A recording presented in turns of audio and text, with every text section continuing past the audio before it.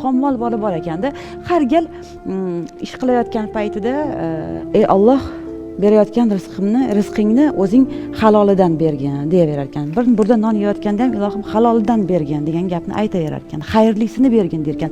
Shunda atrofdagi insonlar so'rashdi, nima uchun bitta gapni qaytaraverasan deyishdi. Shunda u kishi aytib beribdi. Har doim Allohga nola qilardim. Ey Alloh, meni mana shu qiynalib, yuk ko'tarib topgan pulimga arzimagan bir burda non keladi. Ya'ni bir buxanka non keladi. O'shani shu darajada meni qiynab toptirasanki, shu bir burda nonni yeyishim uchun. Nahotki rahming kelmasa menga, men ham odamlarga o'xshab yotib, hech qanday mehnat qilmasdan shundoq tayyor keladigan nonni yeyishni xohlayman, dedim-u, oradan ozgina vaqt o'tgandan so'ng ishlab turgan joyimda ikki kishi bir bilan mushtlashib ketdi. Ularga borib yordam beraman deganda ular meni ham tushirdi-da, og'zi burnim qon bo'ldi va mirshaplar kelib meni ham ularga qo'shib olib ketdi. Mana yotgan joyimda bir narsa xayolimga keldi. Men qamoqxonada yotibman. Hech qanday ish qilayotganim yo'q. Mirshaplar menga teppa-tekin nonni olib kelishyapti.